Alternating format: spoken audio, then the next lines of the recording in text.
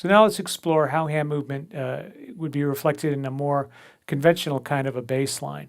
So I'm going to play just C to D like that. I'm going to be repeating those notes. So C, D, D, D, C, D, D, D, C, D, D, D, C, D, D, D, like that. So you can try that with me. So first finger on the C. 1, 2, ready, go.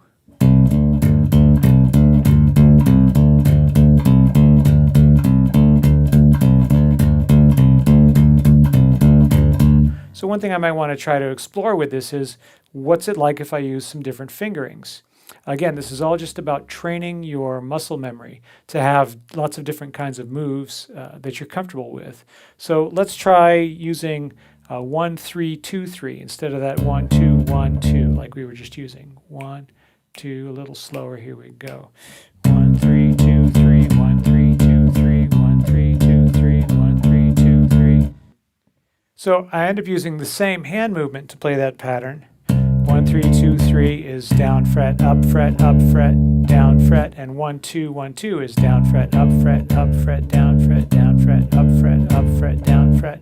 What if I played 1, 2, 3, 2? Let's see what that's like. So that's down, fret, up, fret, down, fret, up, fret, down, fret.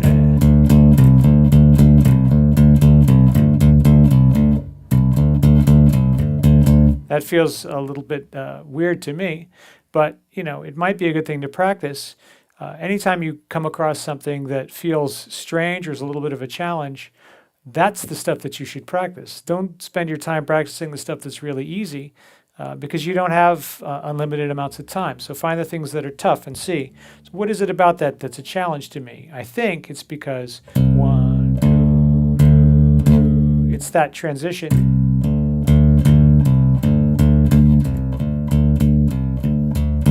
So instead of playing it that way, what happens if we change the line so we've got C, D, E, flat, D, like that?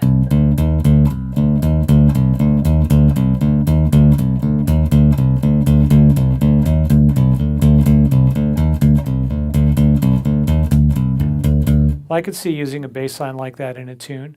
So that's two similar phrases, each executed with the same fingering, and the hand movement ends up being different. So it's down fret, down fret. You can see my thumb is moving a little bit, even when I just play that half step. It's all about moving the hand along the line of the string. So when I play down fret, up fret, down fret, up fret, down fret, up fret, down fret, up fret, that's a different kind of a reflex. Same fingering combination, different reflex. So just because you're using certain fingers doesn't mean the movement's always going to be in the same direction. This idea of down fret and up fret movement to drive the line is a very powerful idea.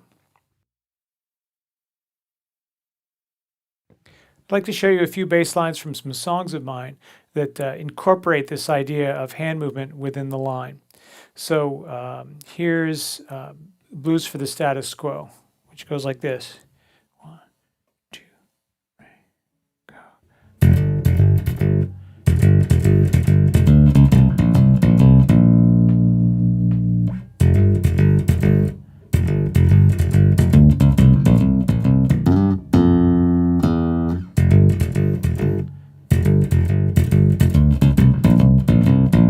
Lots of movement, lots of hand movement. Really keeps the groove in the line. If I take the movement out, 1, 2, ready, go.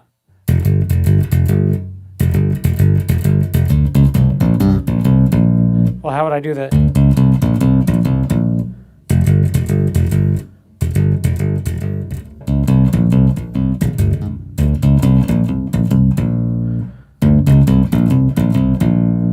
To me, the hand movement is just a much more precise way to phrase the line.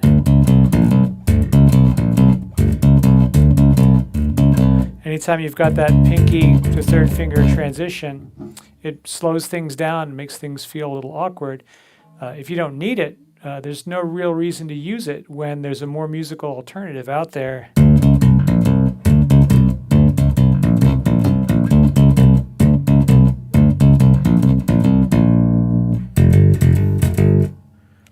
This would actually be a really good moment for me to mention something else too, which is When you're not playing a note in the part and you want to create space, you need to leave your fingers on the string that you just played.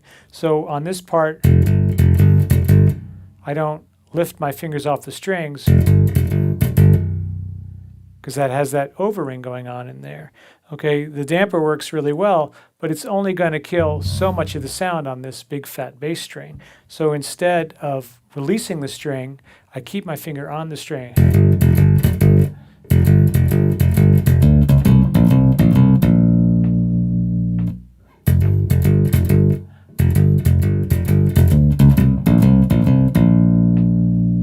That's quite a jump. And it's because I'm used to moving my hand really fast along the line of the string that I can do that in time without it seeming like a big staccato gap in between those notes. So let's just try that real slow and see how that feels. So I'm going to go, starting with the D on that line, I'm going to go D, D flat, C, B flat. This tune has a nice, very laid-back feel. If I wanted something that was really legato, I probably wouldn't finger it that way. I might go something like this, 2, 1, which would be a much faster transition between all those notes. That sounds a little different.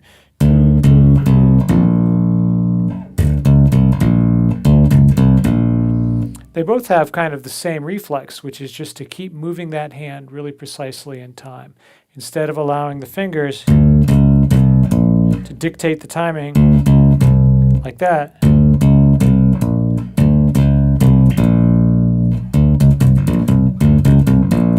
Because the movement of the hand is what's really defining the time and defining the feel. I don't really have to worry so much about giving that responsibility to my fingers anymore. It makes things a lot easier. So here's another bass line for one of my tunes. This is Blues for Iman.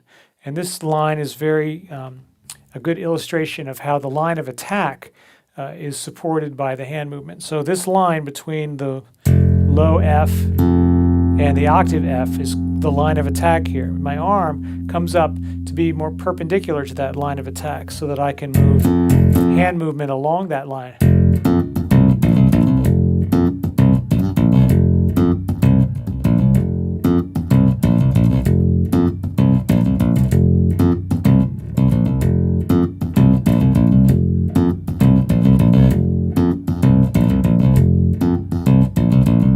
And you'll notice about this part that I'm actually changing the finger that's playing that C. When I start the first time through the line, my reflex is to play with my third finger. But when I go back to the C, before transitioning to the F, I'm playing with my second finger. Don't be rigid about fingerings. Give yourself the flexibility to make the choices that you want to make so that you can set up what the next thing is that's going to happen. In this case, that feels perfectly natural to me instead of always playing it like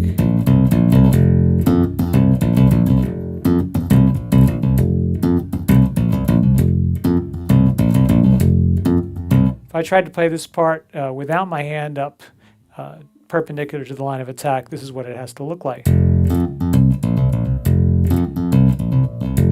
Really uncomfortable, fingers are bent all over the place. This way my hand can stay relaxed, forms the shape of the pattern nice and easy. And again, I can get a really nice solid sound.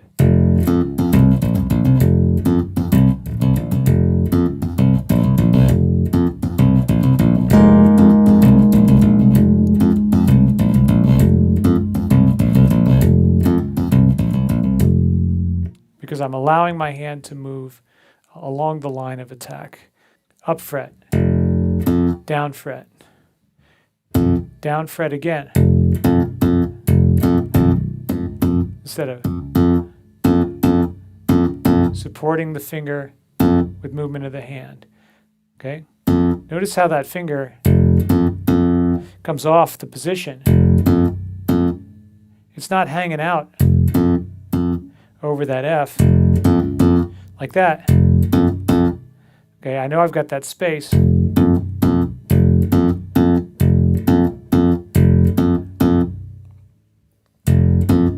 That's the power of hand movement.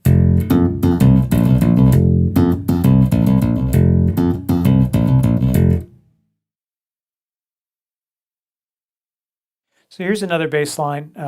This is from my tune Stillwater, and this has the left hand using what I call setup fingerings. So when I play the first note, oftentimes I'll play it with the second finger instead of the first finger. The fingering doesn't really matter. It's the energy that goes into it.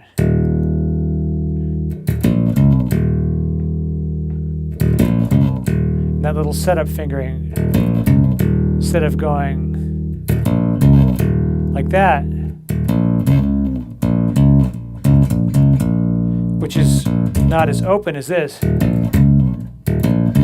So I'm using my second finger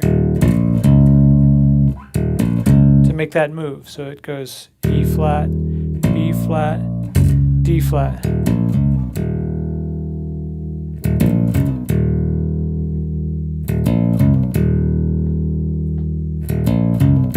Again, just being willing to change the fingering in the left hand, depending on what I'm about to do. That's the goal. Be flexible, be able to use different fingers to play different notes, different positions, different beats. Don't rely on playing the same finger in the same spot or the same finger on the same beat, because that really creates a box for you to play in. And you want to be as free as you can. Free up your hands.